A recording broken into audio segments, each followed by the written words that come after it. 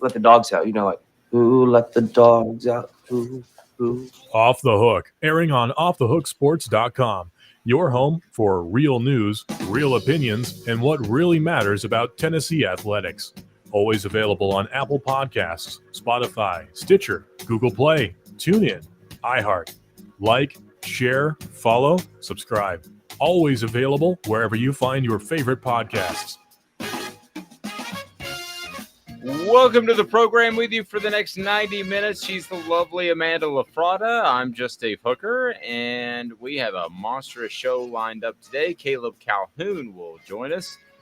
We'll break down Josh Heupel's press conference from yesterday, and also some interesting stats I want to throw at you about how this Tennessee defense is significantly better than you probably think and certainly would have thought in the preseason. So a lot to get to. Amanda's back from the Wild West where she attended a wedding.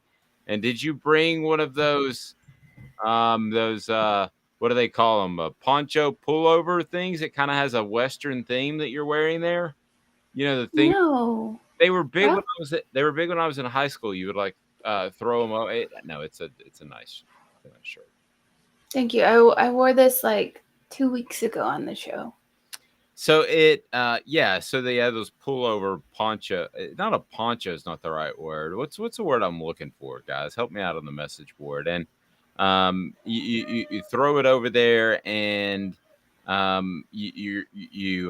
it's like a cover up, and it keeps you really warm. Do you know the thing? That's a poncho. Is it a poncho? Yeah. Okay. All right.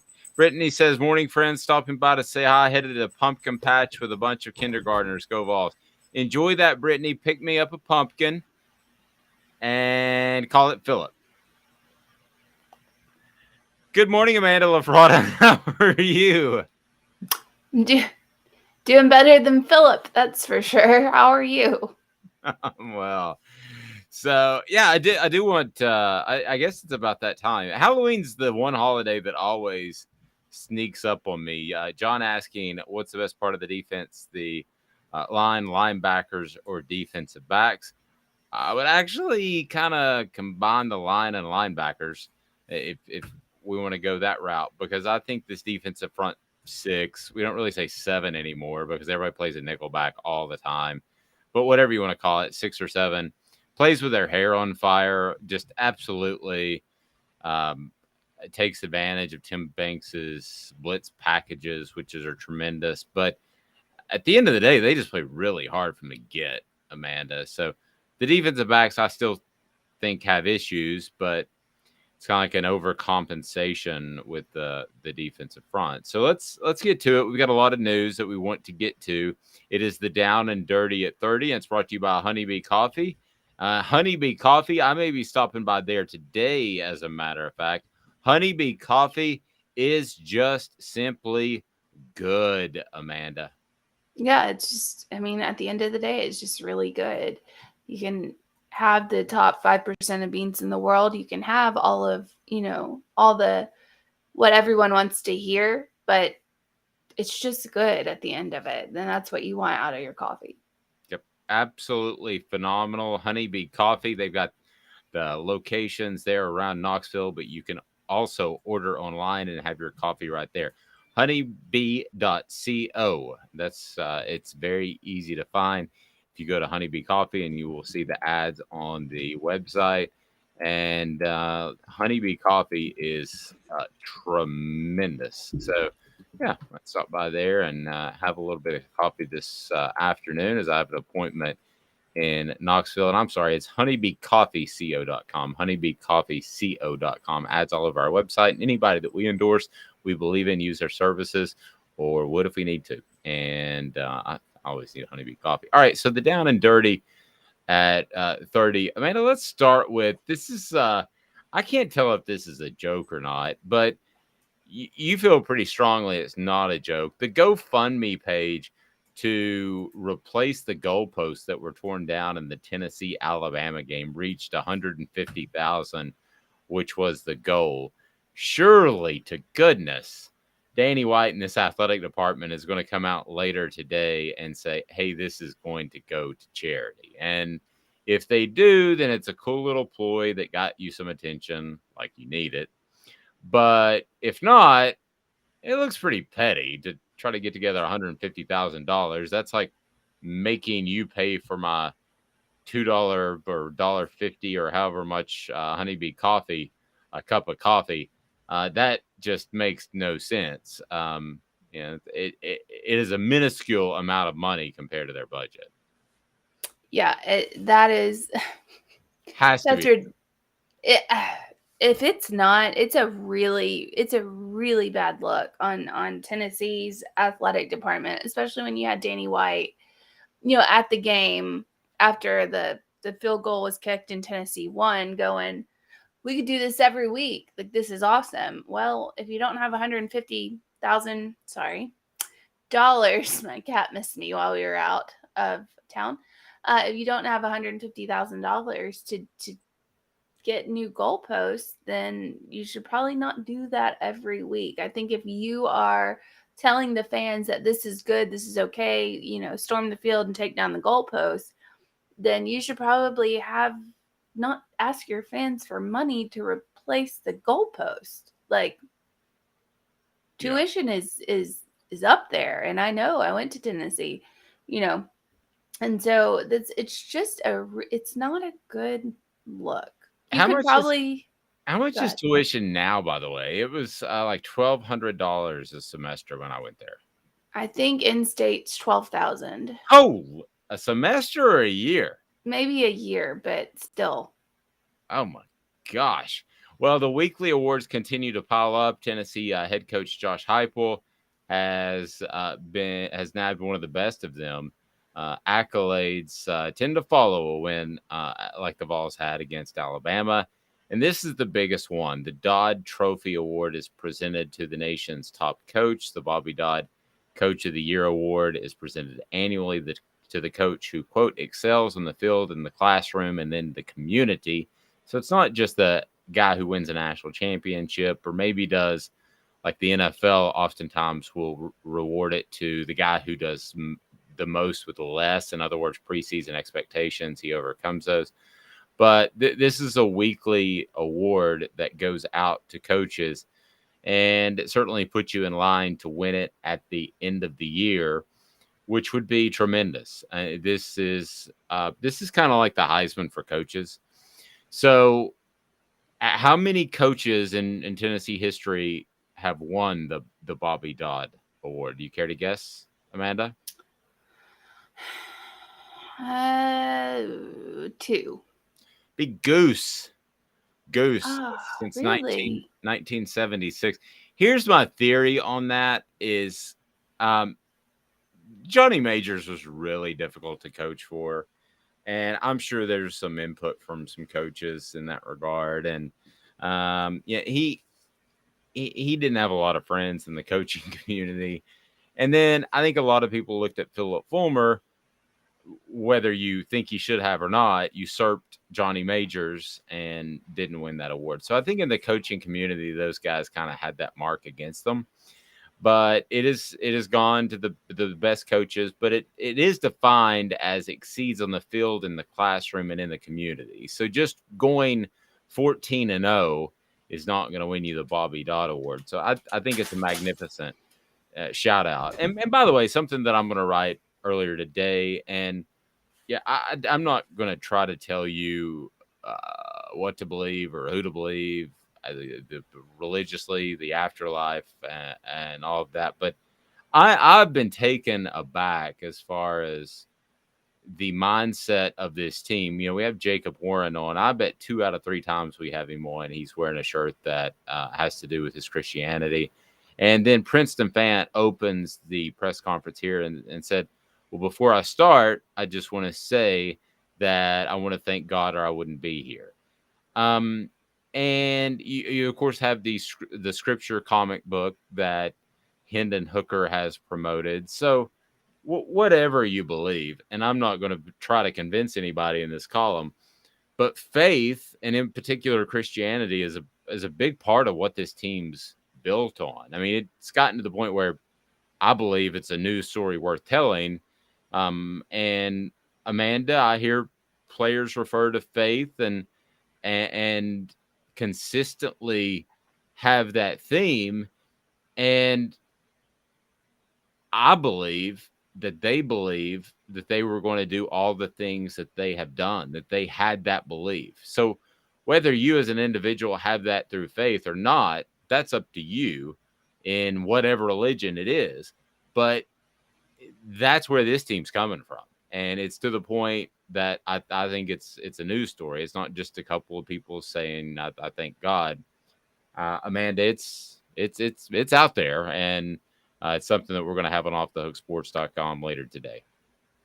Yeah, you, regardless of, and I've gone down a big path and figuring out like your brain and all of this stuff, but regardless of what you believe in, the fact that you have a team that believes in something more than themselves. I know I've said that before, but also there is, scientific evidence that if you tell yourself multiple, like one thing, you can actually make it happen. Like you can make it happen. And this team, I think, has done this, and they've come together. They have, they have a united faith, and that's. I was talking to my mom about this yesterday, and I think that's what's different from Tennessee than I mean, even Alabama is. You're going, like, as Tennessee, you're climbing.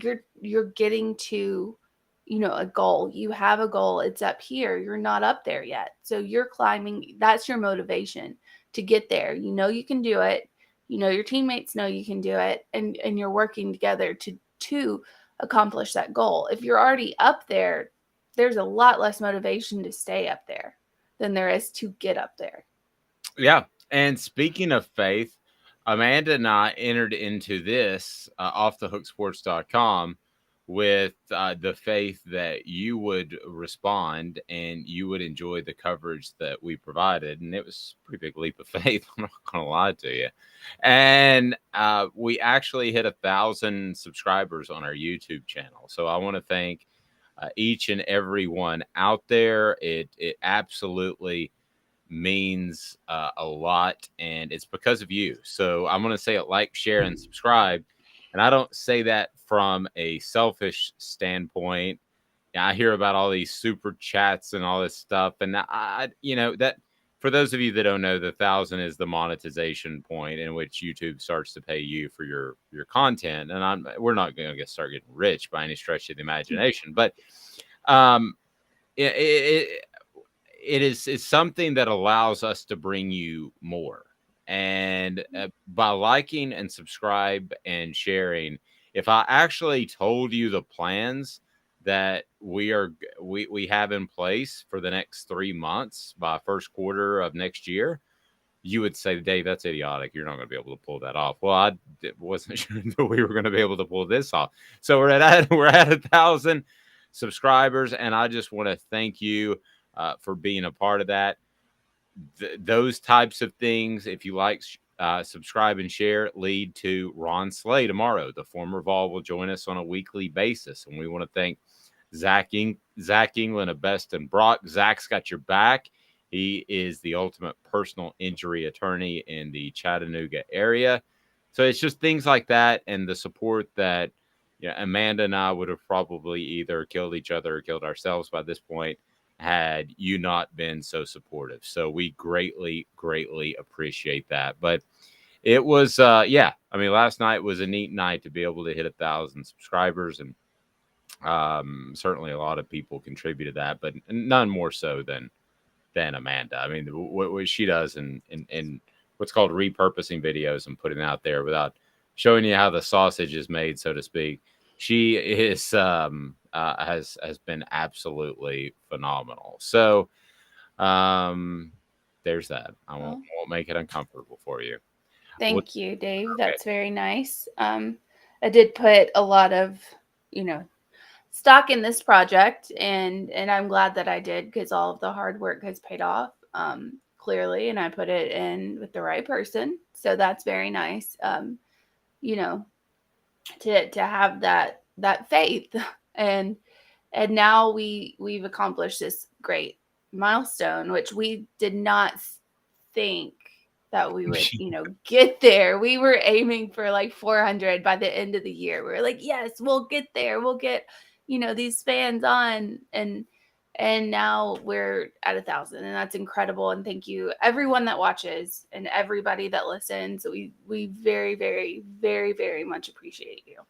Agreed. And we will probably, Amanda has to keep an eye on me. I will just reinvest in the business and have great guests to the detriment of our own income, but she has to keep an eye on me. So it is a number that once you hit it, there is some YouTube money that can come in, but you're going to see it in the product as it continues to grow. So there might be a studio one day where Amanda and I actually get to see each other. I can't remember the last time I've seen her in person.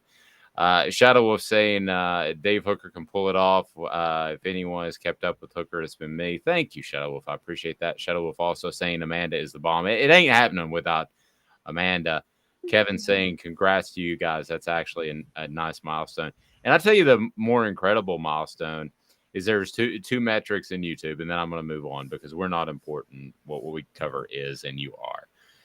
There's another metric that you have to reach that we surpassed months ago, and that was watch hours. And we've more than quadrupled that. And that tells me that you like what we're doing. We just need more people to know about it. So I'm going to ask you to hit like, subscribe, and share. Go ahead and hit that share button, whether you tweet it out or Facebook it. We certainly appreciate that. Okay, so to Josh Heupel's press conference yesterday, Tennessee's win over Alabama was, I thought, more impressive considering the Vols' secondary had Warren Burrell out for the year and then no Jalen McCullough, who was charged with aggravated felony assault. Now, Amanda, I know you were traveling. Josh Heupel specifically asked, was it an administrative decision to not have McCullough play, or was he suspended? And Josh Heupel didn't answer the question, as Josh Heupel likes to do. As you shouldn't. Yeah. So, and he said he is not suspended, and he said that he gave every indication that he will be available very soon. So I was talking to Caleb about this yesterday with McCollough. That happened on a Sunday night. Not even a Saturday night when most of these type of situations happen when you get in trouble with the police. I thought it was a Saturday night. No, it was like a Sunday afternoon. So he was actually arrested. The guy had been drinking all day that came into his house. So so the big gray areas, we don't know what happens. But what it tells me is that this coaching staff and Josh Heupel, they believe in Jalen McCullough's version of the story. It tells me he'll be available soon. And he actually used the words that said it was not a suspension, but he didn't play. Okay. Well, that's a little bit semantics. Okay. I mean, obviously if nothing happens, he plays. So he was suspended. However, there is a chance that Tennessee went into it not knowing that his availability. So they said to themselves, let's just go ahead and prepare for this game without him. Because a Sunday to a Monday, I mean, you're putting in game plan stuff on Sunday already. They have meetings on Sunday. So he probably wasn't there for that as he was dealing with the legal issues. And then Monday, you're like, let's just roll forward. And that's exactly what they did. So maybe he wasn't suspended. That to me, semantics. Sounds like he was suspended. And if it came from the administration, the reason I thought that question was interesting is that sound like I'm going to put on my journalistic hat and put my reporter's notebook in my back pocket. So it sounded like to me that somebody believes that perhaps Josh Heupel wanted Jalen McCullough to be able to play, and the administration said that, no, he's not going to play. Now, that can be a touchy subject with coaches and is worth watching. I'm not saying it's going to be anything, but there's a reason Brian Kelly left Notre Dame. It's because you don't have any say in admission. You don't have any say in discipline. Okay. That's tough for coaches to live with. And there are a lot of times that they don't see see it the same way as the administration. So I'm not saying that this could be any sort of potential problem between Heupel and the administration, but the reporter that asked that seemed as if he had been told maybe it was an administrative decision. If so, you do have to be careful with that if you're UT, because let's face it, Josh Heupel right now, Amanda, he has the leverage. He could get any number of jobs that he wanted. So if you're UT, you got to be careful with that. That's the one thing more than the money. Yeah, I think you tweeted out he needs a raise, and he probably does. Yeah. But if you're the administration, I would just encourage be careful with that. Don't make that a habit. Don't make that a habit, because Not with. Go ahead. I'm sorry, but I can guarantee you, proven coaches, they make those decisions all by their lonesome. Nick Saban doesn't call the chancellor and say, "Should this dude be suspended?" He doesn't. No, he says this dude's suspended or this dude is not. And either, you have to, as an administration, if you have, if you've hired this coach and what he's doing, what Heupel's doing at Tennessee, you have to have that faith in him to make the right decision. Now, concerning this, I understand a little bit of their hesitation to go ahead and say, all right, he's playing, let's go ahead and throw that out there. Because if it comes back that something, happened that they weren't aware of or what have you, they're going to catch a lot of hot water for that. They're going to catch a lot, PC wise. I agree. The way the press conference was laid out and what Josh Heupel said, it led me to believe that they believe Jalen McCullough, and that Jalen McCullough, yes, is guilty of something, but is he guilty of chasing a guy down and just beating the H out of him because he can? No, it makes me think that they think that the other guy was a little belligerent. And the guy admitted to being drunk. So it's not like I'm taking a huge monstrous leap of faith here. No. And nobody remembers. I mean, not no one remembers, but when you're drunk, it's obvious that you're doing, you shouldn't be drunk in public anyway, because that's or illegal. Walking into someone's apartment. Or if you're so drunk that you walk into somebody else's apartment, you're pretty drunk. And so to take the words of somebody who is drunk enough to walk into somebody else's apartment is a little suspect, to be honest. I don't think that you should do that. And the guy, maybe Jalen McCullough shoved him and he fell down the stairs.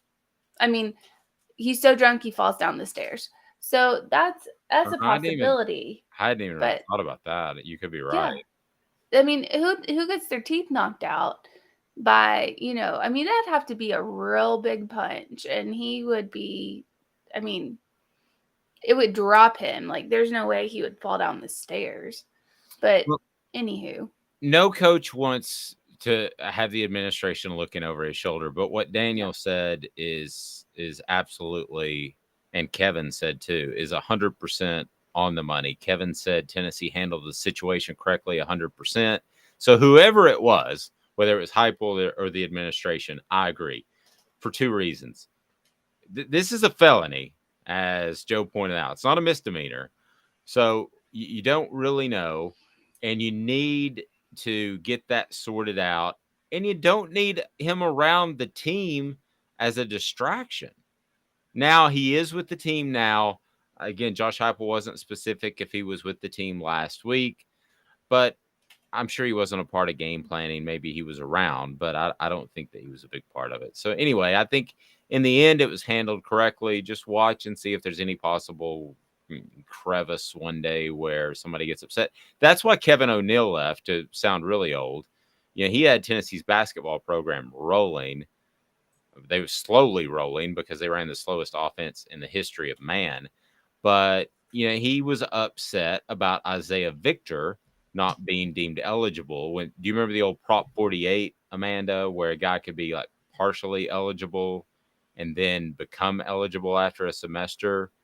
Yeah. So Tennessee had, I want to say it was Sean Ellis, who was deemed eligible to play right away. And in turn, they put Isaiah Victor on Prop 48. So Kevin O'Neill up and said, hey, you're controlling my program. You wouldn't have done the same if it were a football player. Boom, bango, like middle of the night, I'm out. It was just like Lane Kiffin without social media, and it wasn't football. So Daniel said, definitely bad optics to let him play. He'll probably be cleared, but you don't want to step in the middle of that as a university. I agree. PC. Keep it PC. That's what if they had let him play, if they had said, okay, no, you're good, then there would have been so much. Honestly, there's so much hell to pay for that. And keeping him out for one game, as I think that no one should be guilty. It shouldn't be guilty till found innocent. You're innocent until found guilty. I understand the optics here. Keeping it out for one game. And then also maybe it wasn't settled until Wednesday. And like you said, the game plan was already set. So changing that up just to get bad publicity wasn't necessarily worth it. Here's the other thing, too, that sounds mean. I don't think there's one defensive back that is particularly great that you suddenly drop a level. I don't. You don't take that hit if you don't have to. That's for sure. If it's Hendon Hooker, we're probably having a way different conversation right now. Yeah. So as far as Hendon Hooker, no felony there. He received the Manning Award Star of the Week and the Davey O'Brien Grade 8 honors just 3 weeks after earning recognition from both awards following the Florida game. Man, he is just absolutely blown out of the water when it comes to awards. So congratulations for him. And then 3 players win SEC Weekly Awards. SEC Offensive Player of the Week Award. Guess who that goes to? He's still running. Jalen Hyatt, 5 touchdowns. Senior tackle Darnell Wright took home the SEC Co-Offensive Lineman of the Week. I thought it was a horrible move to move him from left tackle to right tackle in the offseason. I'm dead wrong because Gerald Mincey and Jeremiah Crawford have done a fantastic job on the left side. And I think Darnell Wright is more of a road grader type that you would play on the right side.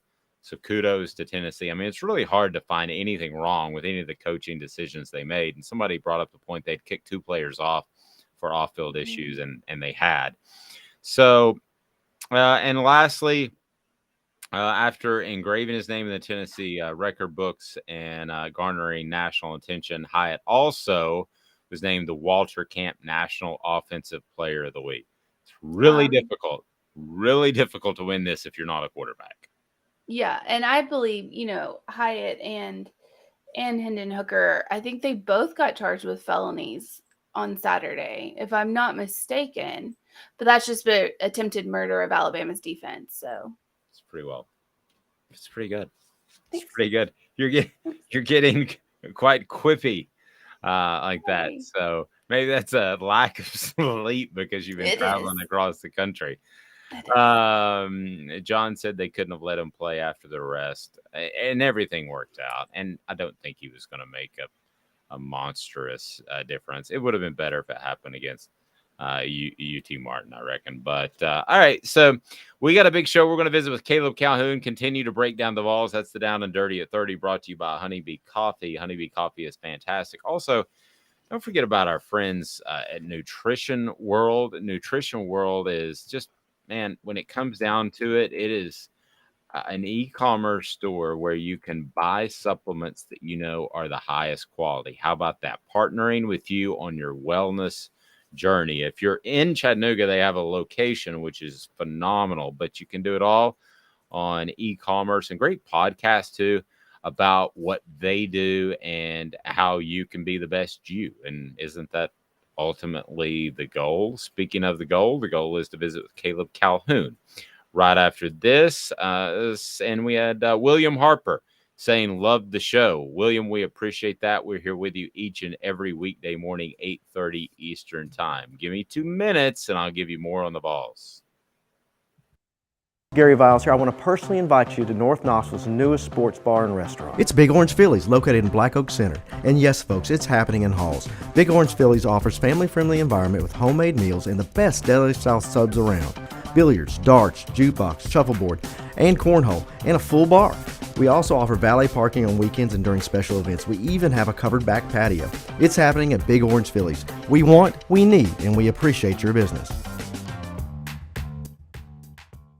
Hi, Mike Davis here with City Heating and Air, reminding you to always dare to compare.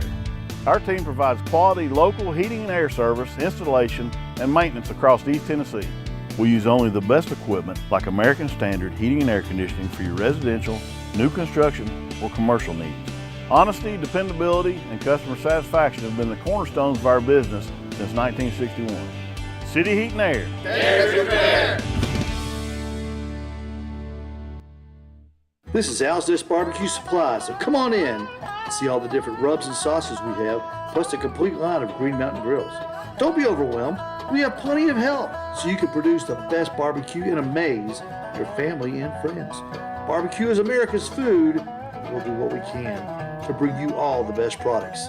We're Al's Nest Barbecue, where Chattanooga goes to grill.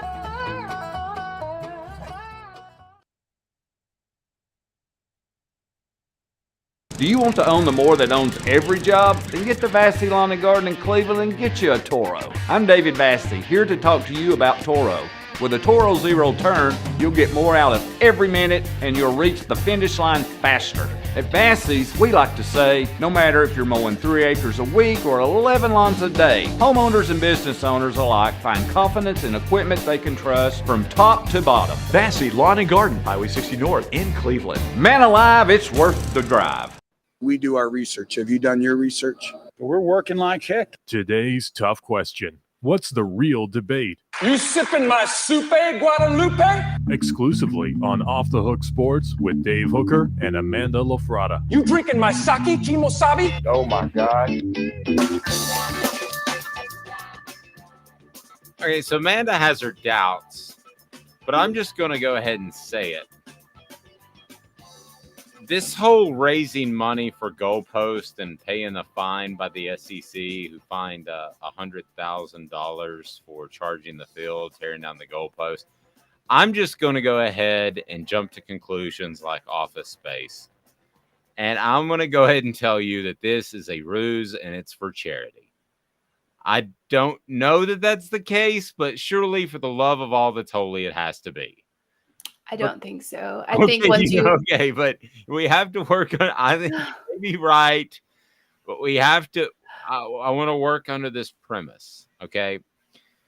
So, because what I'm going to do is at the end of this show, I'm going to email Danny White, and I'm going to tell him where I think those funds should go, and it's going to be based off of this show.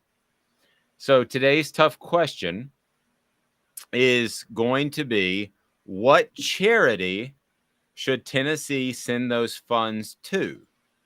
You're forcing his hand in this. A little bit. Yeah. So what charity, go ahead and we're just going to take the first four. It can be something near and dear to your heart. St. Jude. St. Jude is a good one. I actually visited, I visited Shriners. So I'll take Shriners. I want to put Shriners on there. I visited the Shriners one time as a child, and they looked at me and they was like, there's absolutely nothing we can do with you. You're going to have to see a specialist. That's horrible. Your legs are that messed up. All right. So that's a true story. All right. Children's cancer. Okay. So that's St. Jude, right? Yeah, I think that is St. Jude. So let's say St. Jude. We had one for autism. Kevin says autism. Crazy says no charity with 90% administration costs. Amen. And I'm not going to call one out, but there is one that has 90% administration costs. I actually knew somebody that did their marketing for years. She's like, I got to go because the CEO is making like $3.5 million. Only 10% of the money actually goes. Is that Goodwill? No, but you would know it. I don't know that about Goodwill. And they may be in better shape now. But only 10% of the money actually ever ended up with the kids. So what is VMC, John? I don't know what VMC. Veteran Oh, I'm down with that. Maybe? Is that what it is? I could be down with that. Rob said Salvation Army. So it sounds like we've got 4. So let's go Shriners, who I can speak to from a personal perspective. I actually did the research on those one time. Oh no, I want to go Children's Hospital. Yeah, they kept me from being a cripple. So yeah, Children's Hospital. It's not PC at all. No, I would have been crippled. Man, I would have been severely crippled. You can't say a cripple. You can say okay. Well, crippled. they kept me from being crippled. Okay, yeah, I mean that's fine, but not a cripple. I'm semi-crippled now. Okay, well, I didn't mean to be non-PC. Okay, so all right, so let's say Children's Hospital, and what else do we got? Children's Hospital, Shriners. You said St. Jude's. And then Salvation Army. You want to go with those? I know guys that work at Salvation Army. I can tell you that 90% of the money ain't going to them. I can promise you that. Oh, did you say Salvation Army? Yes. That's the one. Okay. Okay, so those 4. Those are the 4. Today's tough question. Where should the goalpost money go? And which charity? And let's say those 4. And then, so I will email after today. Well, I'm tagging him. Don't worry. Oh, good. So I love that. I love that. Caleb, we're raising money for charity. You look fantastic today. Look at you with a sport coat. And I noticed the new haircut. I guess the last time we visited, which was yesterday. So somebody's saying no salvation. I'm not going to get into a charity dispute. We're just going to pick 4, and we're going to roll with it, and they'll help somebody. How are you this morning, Caleb Calhoun? Good. How you guys doing this morning? Good. We visited after Josh Heupel's press conference. I have no reason to believe, based off that press conference, that Jalen McCullough will not be available as early as Saturday. How about you? I agree. I think one of the things that they can do now is, we talk a little bit about optics. They could, if they wanted to, hold him out this week. It's UT Martin. So, I mean, you could hold him out this week, and then you get to come out and say, I suspended him for 2 games, including our biggest game of the year against Alabama. So you can't act like I didn't take this seriously enough. And so, I mean, even if you're buying Jalen McCullough's version of events, it's a way to back him and save face, to act like, so no one can really say that you tried to rush him out there because you played Alabama that week. Yep. Today's that's true. I mean, that's very true. But I feel like if you keep him out for another week, even though it is UT Martin, you don't need him. That kind of seems like you're not buying what he's putting out there. Like that first week is something different because it just happened and you have, a couple of days that you have to sort through to figure it out. But if you keep him out against UT Martin, it sounds like you're punishing him and not really buying what he's saying. That's just my opinion. That's a fair point. That's a fair point to put it that way. Yeah, and there were times where Steve Spurrier, remember when Caleb in the 90s, they would play like the University of Southwest Missouri State, Indiana, or some crazy school, and he would always have players get in trouble, and he would suspend them for 2 patsies in the first game, and it actually ended up but they'd be ready for the Tennessee game. Oh, yeah. They were changed souls by the time that the balls rolled around. Yeah. So, To be fair to Spurrier, he didn't throw the middle finger the way Urban Meyer would throw the middle finger with players getting in trouble. I will never forget Brandon Spikes trying to gouge a Georgia player's eyes out, and Urban Meyer's like, yeah, he's just meant it for half the next game. Yeah. Urban Myers is probably not a good person. Oh, you think? I mean, it seems like he's really morally. But he had such a Christian quarterback that he won national championships with, guys. That was the biggest thug team that essentially it wasn't designed. I mean, Tim Tebow didn't put his Christianity out there just to cover for the team. No. But I do think that he was used to cover for the team. Yes, yeah. I think Urban Meyer did that. Unfairly, yes. Today's tough question brought to you by Andy Mason. How about over 40 years of real estate experience? Andy Mason has 2 tenants in his business, and they're very important. Best service, best prices. Boom. that's what he does, and he's an expert in the Knoxville area. When it comes to Andy Mason, go to andymasonrealestate.com. Tell him Off the Hook Sports sent you, and I can assure you, you will save thousands of dollars with Andy Mason Real Estate. Thousands of dollars. I didn't get the sense from Josh Heupel's press conference yesterday that Jalen McCullough won't be available this week. I also got the sense, and I think you said it first on our quick takes right after, you said that it sounded as if whatever happened, that Josh Heupel believes Jalen McCullough's version of the events and the events weren't as bad as they could have been. Is that fair? I'm paraphrasing you, Caleb. Is that fair? Yeah, it's fair. And I think that's that seems pretty clear now that, I mean, to say that he's not suspended, well, then what was he on Saturday when he was held out? So, like, you know, but I think Josh Heupel did that too. Honestly, I think he was trying to, kind of to Amanda's point, it sounds like he was trying to protect Jalen McCullough's image, to say he wasn't suspended because he wasn't punished because he didn't do anything wrong, almost was the implication. And so that was very intriguing to see. You know, we'll kind of see how this plays out this week. So, Amanda, you don't always, but you got me to your side on this. You're right. It's if you're trying to protect Jalen McCullough, it's not fair to him to leave him out of the game again just to make a statement. No. If you think he didn't do anything, you should let him play. Yeah, you should put that on the, you know, I understand the Alabama game. I get that. It just happened less than a week, you know, before that game. And you're trying to figure out a lot of stuff. You're talking to lawyers. You're trying to prepare for the biggest game of the season so far. It's just a lot going on in a short amount of time.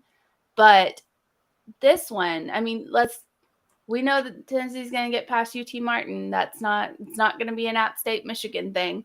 I mean, we all know that. So they're a very good FCS program, though. Okay. Are they really? I mean, and I'm not being sarcastic or questioning you, Caleb, but Caleb digs deeper into football than maybe anybody I've worked with, other than Jimmy Himes, who just texted us. He'll have a column up today on offthehooksports.com. That's why you heard the ding.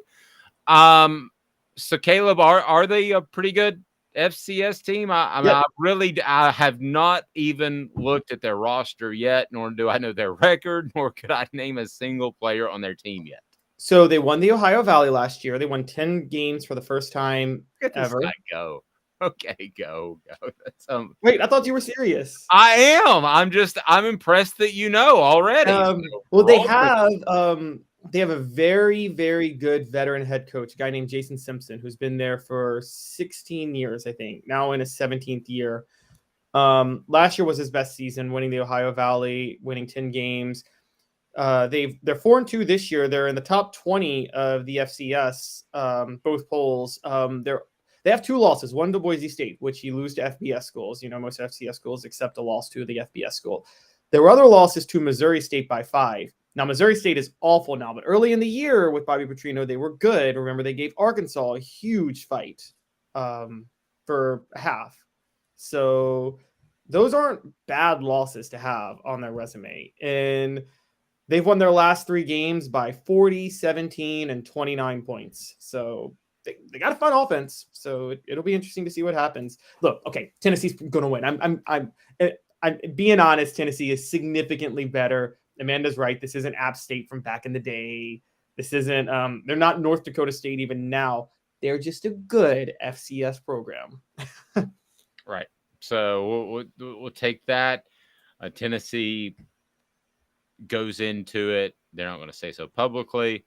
The goal is to get all of your starters out there and done, and enjoy the game and enjoy it from the sidelines for your starters in the second half. Right. That's the goal.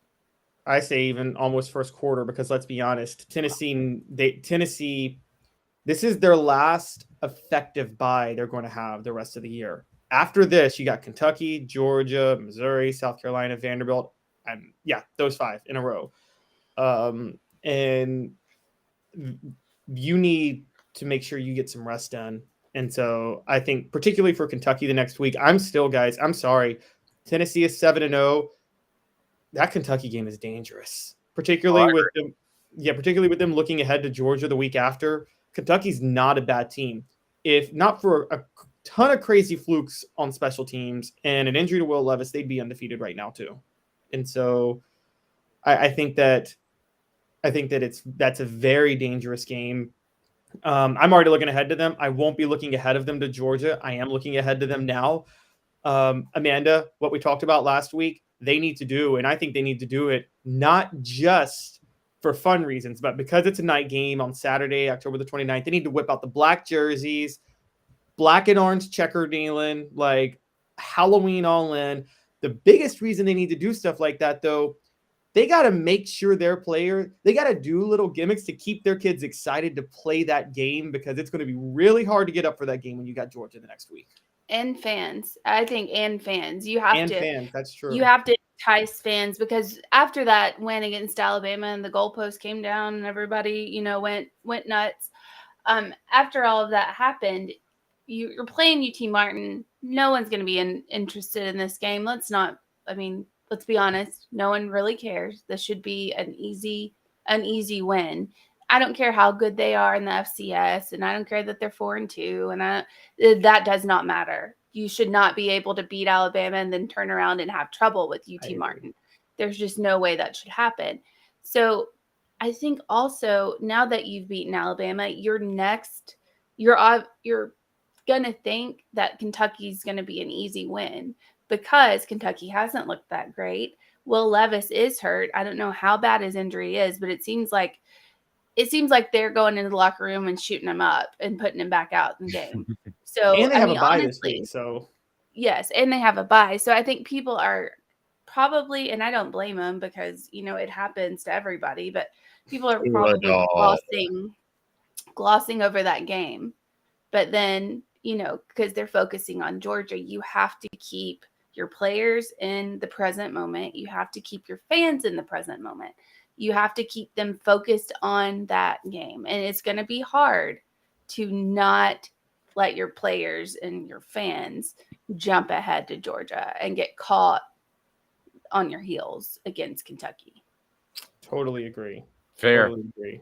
Fair. This portion of the program brought to you in part by Pedigo Chattanooga. Pedigo Chattanooga is the region's foremost Pedigo and e-bike store. And when it comes to e-bikes, you don't want to order something online with an e-commerce store, because once you get it delivered, if the battery goes bad or something goes wrong, you don't have service locally. You have to take it apart and ship it back, and then you're going to get it back in parts, and you have to put it back together.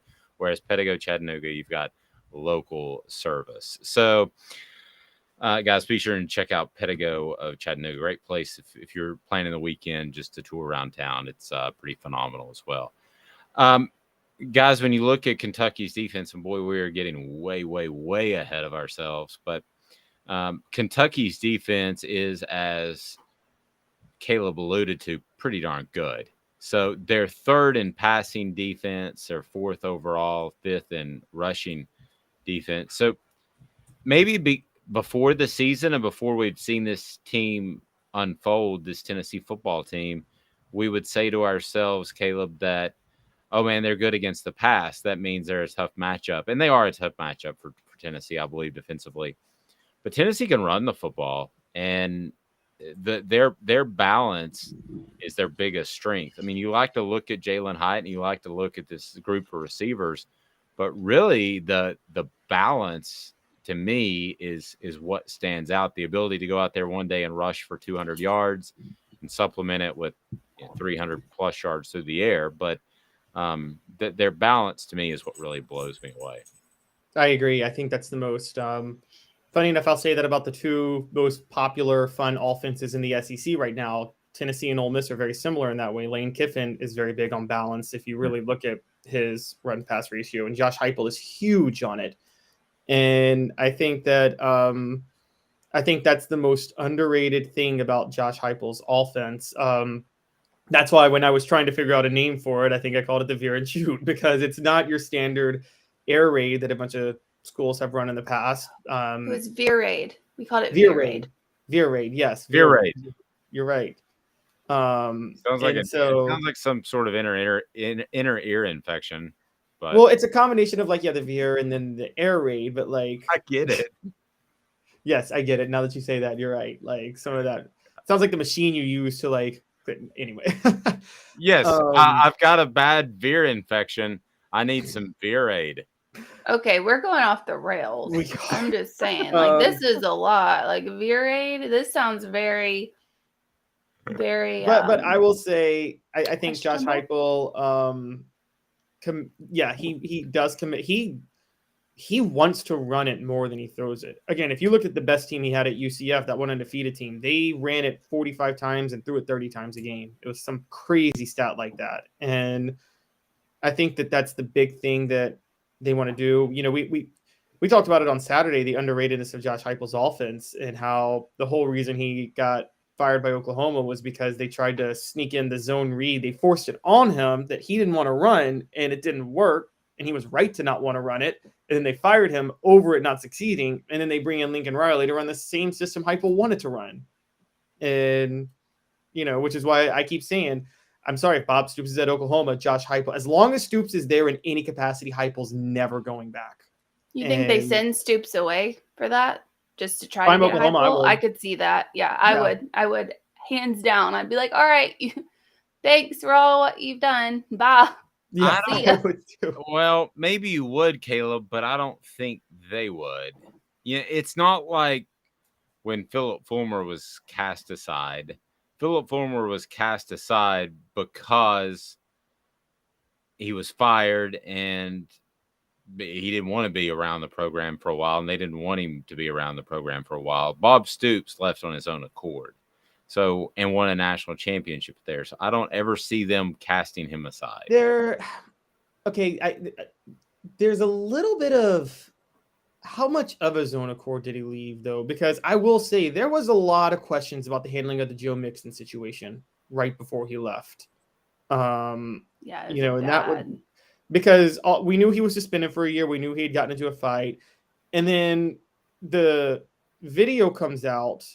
And Joe Mixon, where like the video looks, I know everything looks worse on video, but no, this actually looked worse than what we thought happened by a long. Sucker punched a girl and she fell and smacked her face against a table in a public setting. Yeah, exactly.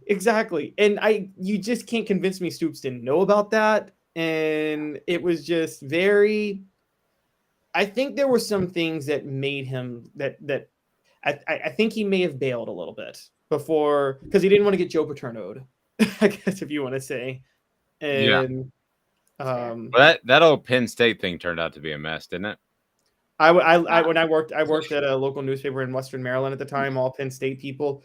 The cult of that school in the defense of Joe Paterno just blew my mind. It was bizarre. Yeah, it didn't really end up affecting them that badly. After 2 years, the NCAA was like, you know what? It's over. Y'all can have it all back. They reduced some of their infractions. Yeah, like they originally had somewhere along the lines of over 2 years, 45 scholarship reductions, and they reduced it down to 20. Okay, but let's stay on topic. So that's fine. I started it. I don't want to go down this road because I don't think it's really pertinent. But somebody did ask, what's a better job, Tennessee or Oklahoma? So they're both going to be in the SEC. There is great financial support at both schools. But I will say this. I think at Oklahoma, you're having to dip into Texas to recruit, and you're going against A&M and Texas. I could make the argument with what Nashville is doing and the fact that Atlanta is going to have more and more 5-star guys because they continue to grow. I would make the argument that Tennessee's a considerably better job. So I'm going to go on a couple of layers here because there's one unknown about what makes it a better job. I think NIL actually is unknown. I think Tennessee's a better job. I think Tennessee has more money than Oklahoma. So I think that's better for Tennessee. How is the SEC going to structure its 16-team conference is so relevant to what's a better job. If Tennessee finds itself in a division with Vanderbilt and Kentucky and Missouri, then Tennessee's the better job, like all day, every day. But if they find themselves in a division with like Georgia, Alabama, Auburn, something crazy like that, in a pod with that, then we got to look at it with Oklahoma. I will say, I said this for a while. I've covered recruiting enough, and I'm not just saying this because I'm a Memphis kid. I'm not, I promise, but I think Nashville recruits have been overrated at the college level. I've seen a lot of bust out of Nashville over the past few years. No, and it seems like that every 2 years, Caleb, I would hear about, a lot of times it was grades. They got sidetracked either in junior college or they weren't ready to be a college student. Now that's my experience. Okay, the guys that I covered. And they get there and they're like, whoa. And I'm not just talking about showing up at Tennessee. I'm talking about the kids that went to LSU and Ole Miss and on and on and on.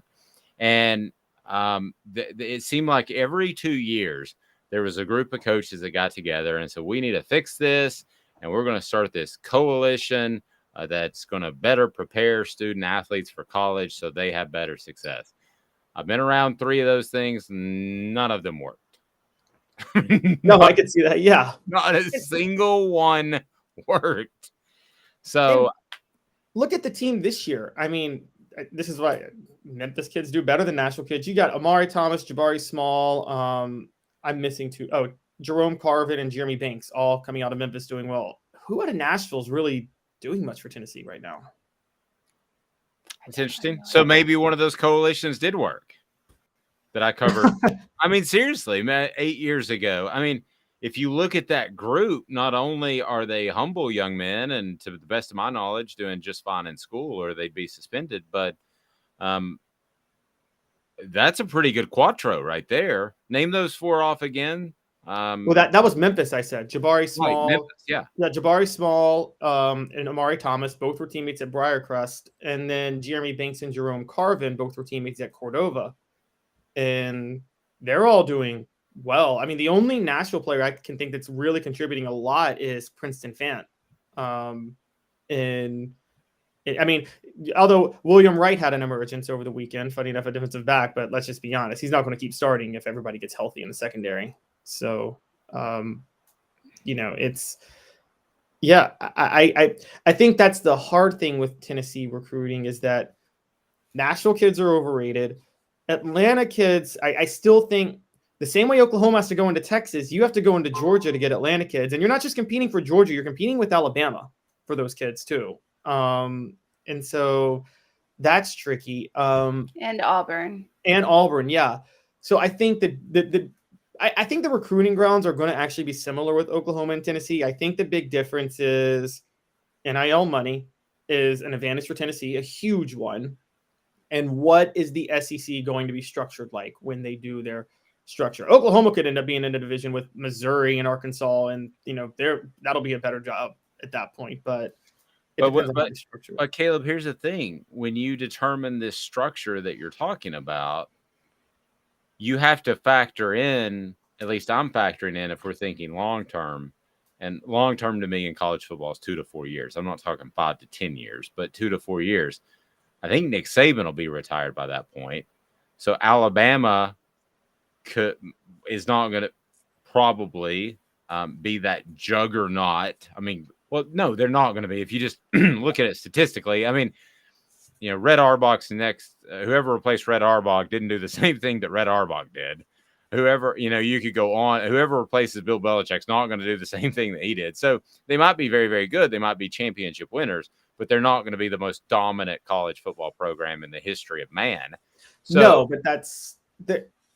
but Texas is not even that right now either. So, we have to worry about with Oklahoma competing with Texas, and Alabama's one of those programs where even when they're struggling and they don't have a smart head coach, they still can have like really good seasons. Let's not forget they went 10-2 in 2005 under Mike Shula, and they were a Tyrone Protho injury away from going undefeated. I was there when that happened. You were there. Sorry. I was there when that happened. Well, there you go. Yeah, and you remember, if Mike Shula doesn't decide to keep Tyrone Protho in the fourth quarter against Florida when they're up 31-3, one, he becomes an NFL receiver, but two, they go undefeated that year in the regular season, and they would have beaten LSU and Auburn. Now this whole conversation could end up being for naught, but let's have it for just a moment if we can, because they may end up going with a pod system that really has absolutely nothing to do with divisions. But let's just say that's what I was talking about, pods. But yeah. I mean, let's take a look if they were to do divisions when they add Texas and Oklahoma, which will be not next year, but the following year. It's 2024. Yeah, 2025. Right? Oh, it's 2025. Okay. No, I got moved up a year. I think it's 2024. Oh, okay. Because they were talking about it. No, because they had to adjust the schedule. They had Kentucky and Tennessee. Oh, yeah, they did. They had Oklahoma on it. So it's 2024. Double check me on that, but I'm 95% sure. So if you look at the East now, Georgia, Tennessee, Kentucky, South Carolina, Florida, Missouri, and Vanderbilt, the natural move would be just to move Alabama over to the East, and the West would consist of Ole Miss, LSU, Mississippi State, Texas A&M, Arkansas, Auburn, and Oklahoma and Texas. There's actually a more natural move. Move Alabama and Auburn to the East and move Missouri to the West. Yes. Oh, that's right. I forget Missouri's in the West because I hate that program altogether. So you're right. No, that would be the way to do it. Have Alabama and Auburn, and that keeps that would actually maintain, if you did that, the two annual rivals that really matter, because you have these one locked in opponents, but most of them don't matter. The only two that matter are Alabama, Tennessee, because of tradition, and Georgia, Auburn. Georgia, Auburn, you would keep that. And then you would also keep Alabama, Auburn. So that seems like the simple way to do it. Not only that, I actually tracked like early old school historic SEC rivals. If you did that, I've been calling for that too. Do 2 8-team divisions. You play the 7 teams in your division and then a rotating just 2 in the other ones. The only annual rivalry that would die, and it's not a rivalry, is of games that have been played more than 100 times. If you did that, would be Alabama, Mississippi State. Is either school going to cry about that game not being played annually? No. Anymore. And the only one I like that doesn't have any tradition, because it usually ends up being a good game, is Florida LSU.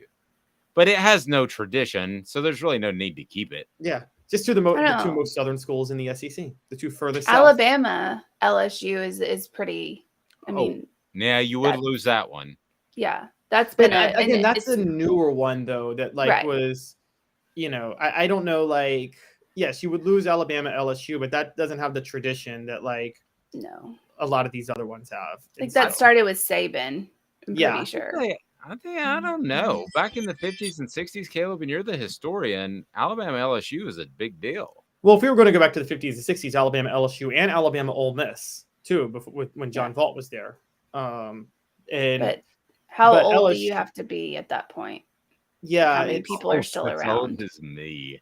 But I mean, again, if a rivalry completely fell off by the 70s and the 80s, which Alabama LSU and Alabama Ole Miss did. I just don't know. Look, in my dream college football world, I'm just going to be honest with you guys. In my dream college football world, I don't like 16-team conferences. I like 10-team conferences. I wish the SEC would just go back to 10 and you do a round robin and play everybody in the league. And then you play 3 non-conference games. You have however many conferences that would be. I don't know, however many have teams in college football right now. And go back to the old bowl tie-ins. No BCS, and just do a +1. Have the old bowl tie-ins, and then just the top 2 ranked teams after the bowl games play for a national title every year. And that's the way I would have done it. But I'm not the king of college football, so. Well, you would have done a better job than Mark Emmert at the NCAA. That's not hard. Yeah.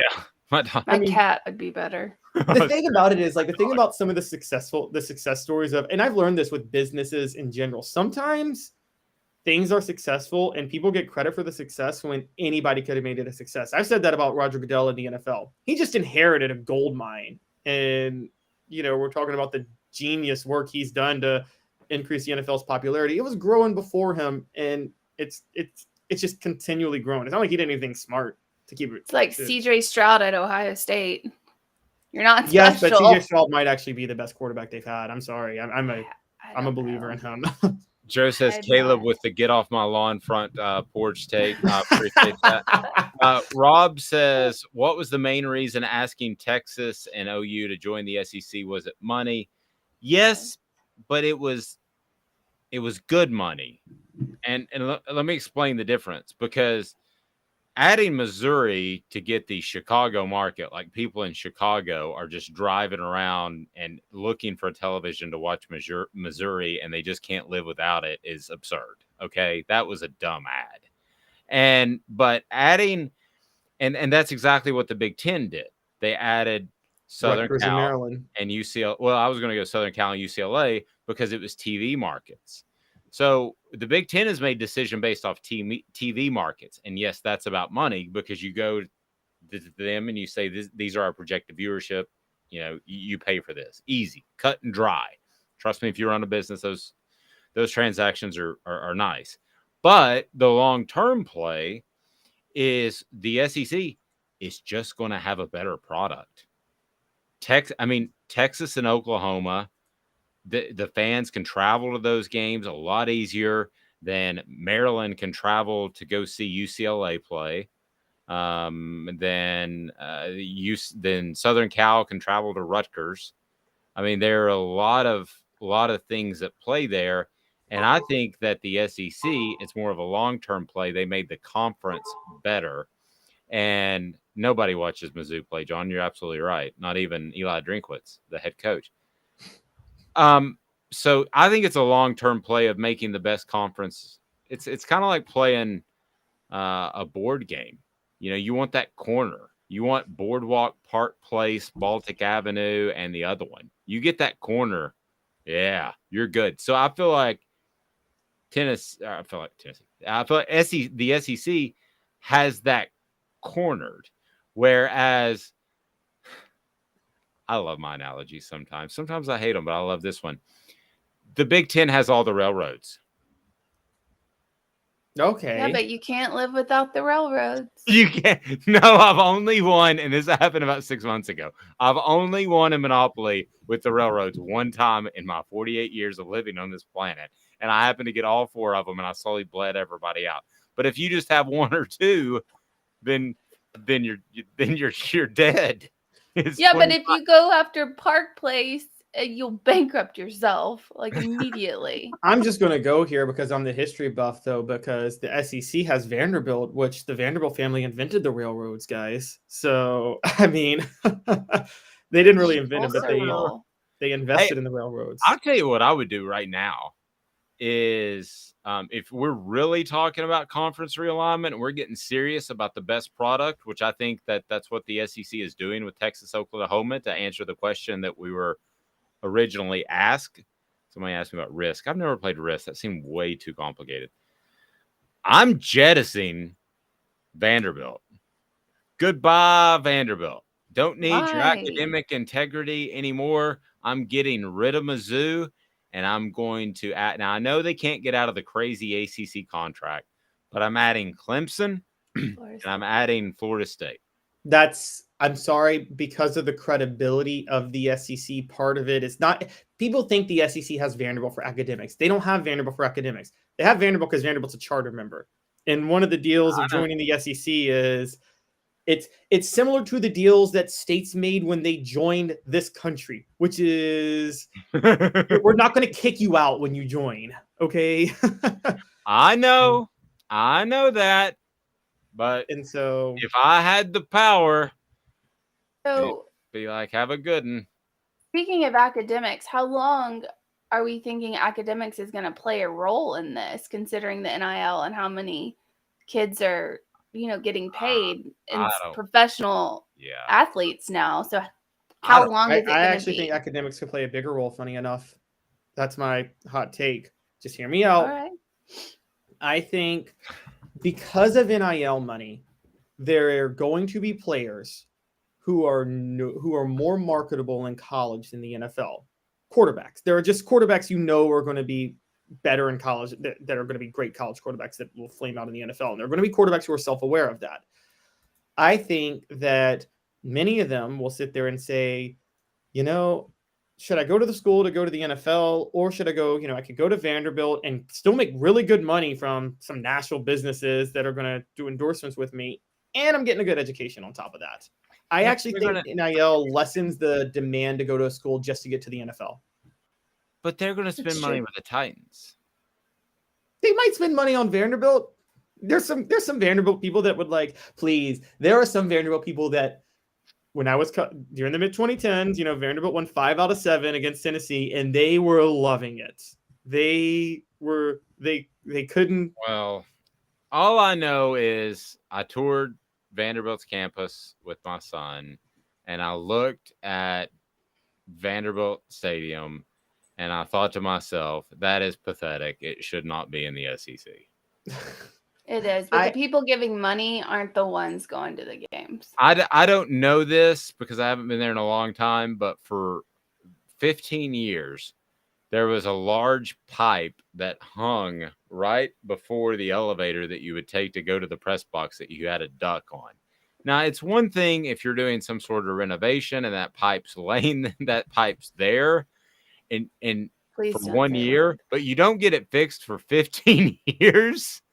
And you had to get down real low so that you could get on the elevator. Oh, I've heard a lot of complaints about that stadium. Yeah, and covering things there, but And they didn't have any Zool beer. Zool Beer Company. Zool Beer is the official craft beer of Off the Hook Sports. Go to zoolbeer.com, xulbeer.com, and they have a fantastic place where you can hang out downtown and watch the games. And the other thing about Zool Beer is they have worldwide award-winning craft beer, which is phenomenal right there.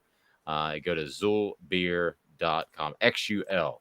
Like the festival this weekend. Oh, you got a festival? All right. What are we festivating? It's it's Zool's first ever beer festival. There's going to be over 50 different breweries represented on Saturday. I think you can get the tickets on Eventbrite, but it's a huge festival. It's called Kill the Lights. Lots and lots and lots of people expected to be there. But again, 50 different breweries downtown Knoxville this Saturday. Yeah. Well, you'll be full-scale festivating in public. That's very awkward sounding. Caleb, any other site that you festigate, Caleb?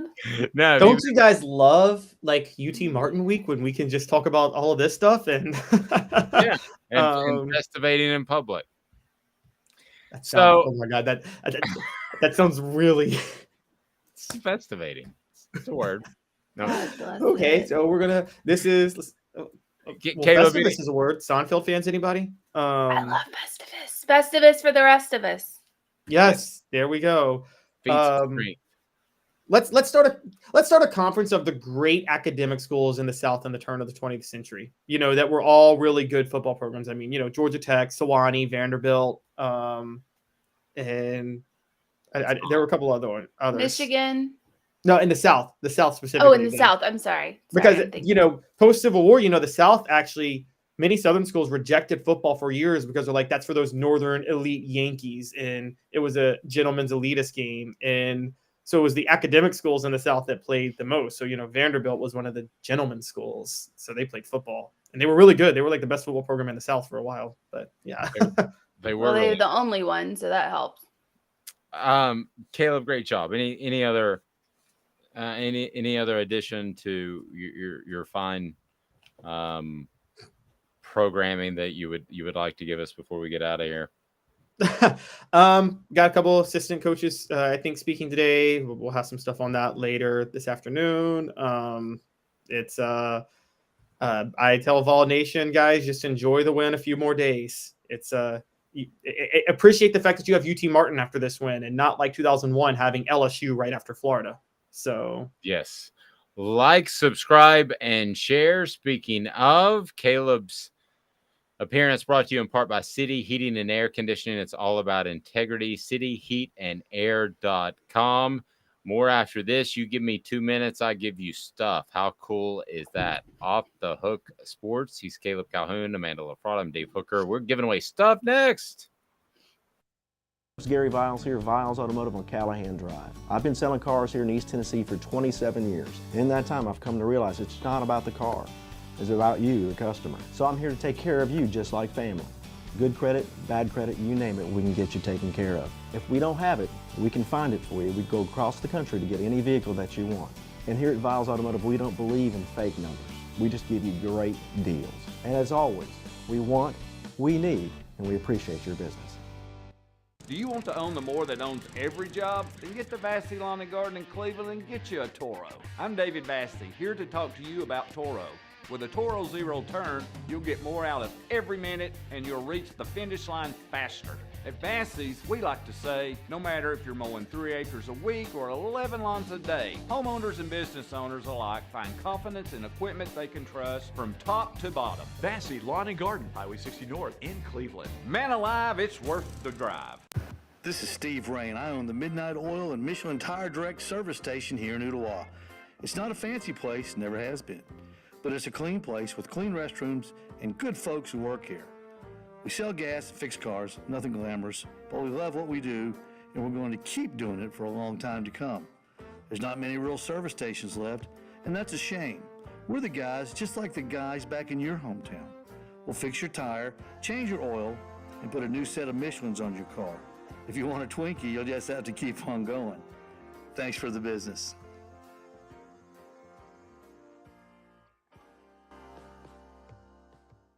Hi, Mike Davis here with City Heating and Air, reminding you to always dare to compare. Our team provides quality local heating and air service, installation, and maintenance across East Tennessee. We use only the best equipment like American Standard heating and air conditioning for your residential, new construction, or commercial needs. Honesty, dependability, and customer satisfaction have been the cornerstones of our business since 1961. City Heat and Air. Dare to compare.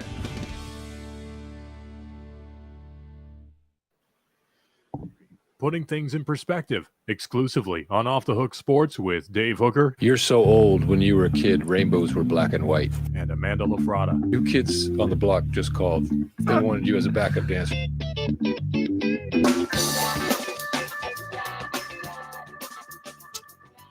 Big day for us. First show with 1,000 subscribers on YouTube. Greatly appreciate you. Please like, subscribe, and share. And for those first timers, set your notifications on because we like to festivate on video each and every weekday at 8:30. Good Lord. Good morning. Good Lord. Festivate is my new favorite word. We got somebody, a friend of mine she's got a t-shirt business. It's up and rocking. I'm like, what kind of t-shirts? And are they political or what are they? She goes, they're just t-shirts. I'm like, okay. So I thought to myself, It's cool. sounds like a plan. It actually sounds like Off the Hook Sports plan. That Amanda, when we just threw a bunch of stuff against the wall and saw it stuck. And I knew that it'd be Amanda. That was one thing I had no doubt on. I do stick to walls. Yeah, she's like Spider Spider-Man. Woman. Yep. Did they call her Spider Girl or Spider Woman? I didn't know there was a spider female. Oh yeah. There was a Spider Woman for a while. Yeah. I knew there's a cat woman. There's a Spider Pig too. If you watch Spider Pig. Yeah, if you watch the multiverse. The multiverse, that happened back in the comic book days, and I hated it because there would be alternate universes where people would be slightly different.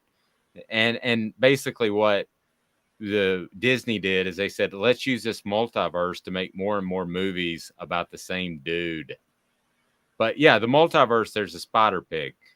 That's what we do in movies all the time, though. Let's just make it a little bit different. It's the same movie. We'll just make it a little bit different. Yeah, like the rom-coms. That's why my favorite was The Breakup with Jennifer Aniston and Vince Vaughn, because they actually ended up breaking up. And did you know life story? Did they date? Yeah. Oh, I don't know. Did you know that dodgeball was supposed to end with them losing? You told me that. Yeah, I'm full of useless knowledge. Vassy Lawn and Garden Man Alive. It's worth the drive right there in Cleveland. Industrial mowers. How about the mowers that will handle your lawn and commercial mowers as well? For those of you out there making a living cutting yards, I did that back in the day. There is something very gratifying about landscape work. When you sit back and you look at it and you're like, hey, I did that. There's something very gratifying about that. So they have the mowers for you that are going to make your jobs easier. I ask grass. Yes. I asked David Vassy at Vassy Lawn and Garden one time. I said, hey David, so how fast can these mowers go? And thinking that you would do more and more and more. But the problem was they actually limit them to, I think he said 18 miles an hour, because when you do faster than that, the blades can't keep up and the mow looks terrible. So at one point he said years ago, 10, 15 years ago, they'd have mowers that go like 28 miles an hour. And the theory was you could get more jobs done, right? But you really just had to go back and mow it twice because it looked absolutely horrendous. So, yeah. I could imagine. A little bit more mower info than you may have needed. Brittany was nice enough to send us, as she does, well, not each and every day, but she sends it every once in a while. But she sends us This Day in Sports History, and it's pretty awesome. This is General Neyland's final year. He beat Alabama 20-0. So what are the chances that that would be 1952, so that would have been 70 years ago. What are the chances that 70 years from now, we're talking about Josh Heupel's beating, well, it wouldn't be his final season, but no. Okay, I'm messing up my stories. So Tennessee beats number 18 Alabama 20-0 at home. That was General Neyland's final year. Boy, that's a guy, Amanda. I'm curious of your perspective on this. That gets overlooked when we talk about the greatest all-time coaches is General Neyland. If he hadn't have done this whole World War II thing twice, he would have won more championships. I mean, yeah, he would have, but we can't do the whole ifs and buts, thing, because we do that all the time. That's what we do. But at the end of the day, history is history. So I just remember I agree. They did like the best all-time coach tour. It was something that I don't know what it was about, and they stopped in Knoxville, and they had like 8 coaches. So they had the Paul Bear Bryant's, Woody Hayes of the world, and he wasn't in that conversation, and that bothered. No, he should have been. He should have been. That doesn't make any sense. He definitely should have been in that conversation. We didn't do Try It Again Tuesday. Okay, well, let me tell you who brings you This Day in Sports History, and then we'll do that. This Day in Sports History is brought to you by the Mattress Place. The Mattress Place, go in there and tell them Off the Hook Sports sent you. The Mattress Place is phenomenal. Always special discounts for veterans, police, senior, and students. Open 7 days a week. No gimmicks, just 30 to 70% off. And it's just a couple of miles from the Henley Street Bridge. People think Chapman Highway, and it's a far ways off. It's not. It is the Mattress Place. So Try It Again Tuesday. And before we get to message board bingo, Try It Again Tuesday is where we look at a school and we say, well, that didn't work. And what is your Try It Again Tuesday today? So my Try It Again Tuesday, and this is not football related at all. Interesting. This is NASCAR related. Okay. Sunday, if you watched any of the race, there's any NASCAR fans here, we saw Bubba Wallace completely lose his mind. And not only did he throw punches at Kyle Larson after what he perceived was Kyle Larson's fault, it actually wasn't Kyle Larson's fault. There was a drafting air, and Bubba Wallace couldn't handle it and bounced off into the wall. So not only after the thing, he threw punches at Kyle Larson, he purposely at 170 miles per hour tried to T-bone Kyle Larson in the middle of a race. Purposely went straight into his car at 170 miles per hour. Like, it is ridiculous. And that it shows me, I don't care who the driver is. And it's different, like putting somebody into a wall or like spinning them out or whatever, but to purposely take 170 mile per hour big machine and ram it into the side of somebody else is not good. That is horrible. What track was this at? Vegas. Okay. I always had a problem with that style of driving when I covered NASCAR at Talladega and Daytona in particular, but Vegas is a very fast track, as is Atlanta and Texas. So I could see having a problem there. If you want to bump and you want to knock somebody out of a race at the Bristols of the world, the short tracks where you're going slower, I'm okay with that. But no, you don't take out revenge on a track in which you're going 170 plus hours. So it was not like a bump. Like, it wasn't like a put you into a wall. Like, Kyle Larson was here, Bubba Wallace was up here, and he dove like with his car going 170 miles per hour and hit Kyle Larson in the side to take him out. That to me tells me that you should not be behind a wheel of a car going 170 miles per hour if you cannot control your emotions to that point. You go take a car and ram it into another car purposefully to, take that car out. That to me tells me that your anger got the best of you. And there's one thing feeling anger, another thing is acting on it. So if you can't control your emotions to the point where you're a danger to other people, then that's a problem. You need to go, especially not, you're a professional athlete in a, at least a ton-pound car. Like, that's ridiculous. You need to go. interesting. So I will say Henry To'o that's my try it again Tuesday.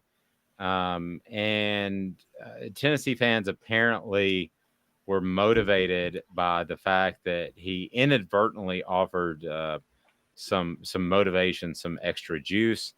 Princeton fans said that after the team's 52-49 upset victory, they were motivated by the former ball To'o's voiceover in Alabama's hype video. Yeah, I'm not going to knock on To'o for it, but some of these hype videos, I mean, Tennessee included, what the H are you thinking? I mean, you're firing up the other team. And again, it doesn't matter once the game kicks off. Okay. I will tell you this from every player I've talked to, but does it matter in a Monday practice when you're a little beat up and you could half rear it through? Yes, it does. It handles. Do you go into a little bit extra film study? Do you stay there a little bit longer? Yes, you do. Hype videos, Spring Hill Outdoors says they're absolutely dumb. I agree totally. So Spring Hill Outdoors, I'm curious, is that your name or is that a business? Spring Hill Outdoors. I'm curious. So let me know. So try it again Tuesday, brought to you by Big Orange Phillies. Big Orange Phillies is a great place to watch the game, family friendly. They're right there on Maynardville Pike, so they're close to Maynardville. They're close to Halls. They're close to Powell, and the food is awesome. I'm just telling you that, and you're going to love it. Big Orange Phillies, and just absolutely phenomenal. And it's family friendly, and you don't see that a lot nowadays. You just don't, because nowadays it's all about partying and drinking too much during football. That was, there were my days where I like to imbibe as a young man. It's actually how Amanda and I met. But I never. Very different. That's no. I was bartender. Yes, yes. Thank you. So I never. God bless. But I loved watching football completely stark sober to learn the game. I never understood that part of it. And maybe you do it. I'm not knocking you if you like to partake. Go for it. But I will just, I don't know. I liked inspecting the game and watching the game. And like, I had a strict rule about I wouldn't even crack open a beer on a Sunday while the Cowboys were playing. It wasn't just games I covered. This was back when I was like 22 years old, because I wanted to inspect the game. And I could tell you every single starter. It was bizarro. I could still probably do the Cowboys offensive line up front. It would be Mark Stepnoski at center. This is 1992. Larry Allen would have been a left guard. Eric Williams would have been a left tackle. Right guard would have been Kevin Gogan, and right tackle would have been Mark Tuinei. God rest his soul. Heroin is a bad thing. Yeah, heroin's a bad thing. That's a hot take. Heroin is a bad thing. Stay away from the black tar of death. All right, so let's go ahead and get to message board bingo. Message board bingo is your opportunity to win one of two things. Okay, so you can either win a barbecue gift pack from Owl's Nest Barbecue, and we've got two options here because you may not have a pet. We've had but people that don't have pets. No, crazy. This is not a cowboy show. It's the last thing I would want to talk about. I even have trouble watching them now. But Owl's Nest Barbecue and Owl's Nest is the place to go when it comes to your barbecue needs. They've got the sauces, they've got the rubs, they've got the Green Mountain Grills, which are absolutely phenomenal. And you're just absolutely going to love it. And then also brought to you by Craft Treats. So a bit of a dual sponsorship. The reason is you get to pick your prize. So at Craft Treats, they have the chill pills, which will help with your pets' digestive issues or the arthritis issues. By the way, my dog Thaddeus has turned into a superstar. He is getting right up on the bed with no problem whatsoever, and it's because of the chill pills. I'm serious. We got it like regimented. We were just giving it to him for the social anxiety, so we started giving it to him on a regular basis, and his arthritis is nothing. You know, he came to me the other day and he said, I think I'm going to try some CrossFit. And I was like, well, go for it.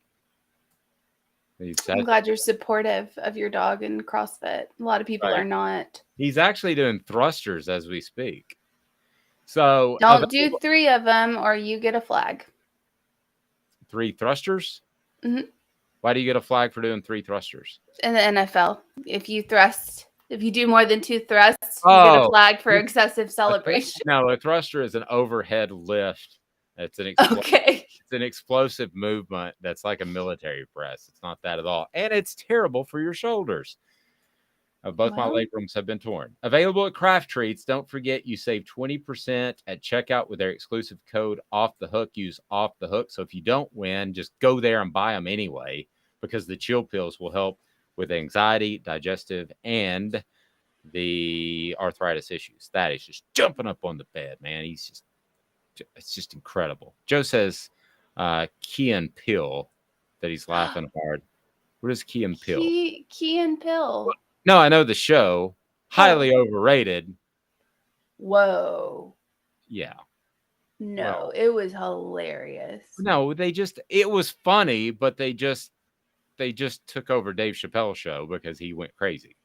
Yeah, but have you seen the Aaron? I love that. Yeah, I love that. Like when he's doing roll call and he's Aaron and the Steve. It's yes. Steve. And that one is pretty classic. So I don't know what we did in reference to that. Parsons is fun to watch. Michael Parsons is fun to watch. He's just an absolute animal, man. I love that guy. All right. Oh, maybe he's talking about the football names, like the names where they go through the lineup and it's like they do these like football names, and sometimes they'll insert one like actual player that'll be in there. It's like, you know, Sunday Night Football where they're like say their name and their school. Key and Pill did something like that, and they would say like these crazy names and their schools. And then like I remember one was HaHa Clinton Dix, or he was like HaHa Clinton Dix, Alabama, and it was funny because it went along with the crazy names, but it's a real one. So tell me if this is crazy. So like if I was on one of those, if I ever make an NFL team, which is a big if, and I'm able to become a starter, which is an even bigger if. But I would say, because they say their high schools a lot, right? So sometimes, but it used to be a thing, and people would get upset about it because you weren't talking about Tennessee or weren't talking about your particular university. But I would take it more old school. So like I would refer to my middle school. So if people went to me and, you know, that I'm starting, let's say at left guard, I would say Dave Hooker, PMS. That just sounds like you are on your monthly cycle. It sounds like you're about to. And then I got my PhD, Pal High Diploma. Anyway, All right, yeah, it's time for message board bingo. Dave Hooker. Well, what I hear though, nope. What I hear is that you do that and they ask you for like 3 options and then they air the one that they want. Yeah, that's possible. Some people though had a bad experience in college. I know of one player, one of the first that said his high school was from Tennessee, and it was because he had a bad experience at Tennessee. Who was it? I'm not going to say. Why? It's public knowledge. Well, but some say their high school not as a shot to the university, just because they appreciate their high school. But yeah, so some said that because of the high school and they left the high school. One said because he had a bad experience at Tennessee. No, I don't want to out him. He told me that was the case. Let's play a little message for bingo. Okay. A message to Colin Cowherd. Colin, if you're reading this Schools Nation implores you to shine a light on the draconian officiating displayed Saturday night. You're the only one with the forum and courage to speak out and affect change. There's a lot of important football to be played between now and then, and we owe it to these young men to give a voice to their strife. Youch. No idea. I need hints. Let's see. Look at the message board and see if anybody guesses. Okay, so here we got Joe says Florida. No, I thought people for sure would have guessed Alabama because they're talking about the officiating. It's not Alabama though. It's not out. Daniel said Alabama. It's not Alabama. No. I'm gonna take 2 more guesses. Crazy says Bama. No, Anybody it's else? an SC. It's not an SEC school. Okay, you've got exactly 3 seconds. USC. Yes. Oh, Kevin the Bacon, you're a winner. I'll put my email in here, and we're gonna hook you up with your choice of Owl's Nest barbecue gift pack, or we will also give you the option of winning the gift pack from Craft Treats. When you go to Craft Treats for your pet, use the Chill Pill. Use the Chill Pills. Buy the Chill Pills. Use the promo code for 20% off the hook. I'm trying to type and do too many things. So, all right. So we got another one. Yep. All right. Let me give him my email and let's go. I don't post threads often, but I will post this. I was pulling hard for Bama to absolutely curb stomp those pathetic mountain hillbillies Saturday. Ouch. Yes. We're going to rip off the Vols' head and put it on a post outside of our stadium. UT Martin. Yes, that's it. No. I know who this is. Okay, so you have 10 seconds. You got a Kentucky. That was my first thought. Nope. Got a Georgia from Kevin the Bacon. Kevin the Bacon again. Georgia, so you're going to win double up. We will be with you tomorrow at 8:30. Message board bingo brought to you by our friends at Craft Treats and Owl's Nest Barbecue. And I'll remind you that if you're out and about looking for a car, Viles Automotive Group on Calhoun Drive is where you need to be. It's all about integrity. They want, they need, and they appreciate your business. And I mean that. Mr. Viles does a fantastic job, and he wants to satisfy your car needs and service as well. So you know when they tell you this is a fair price or when they tell you this is what your car needs, it's about integrity at Viles Automotive Group. She's the muse Amanda LaFrada. I'm just Dave Hooker. Have a fantastic day, everyone. This is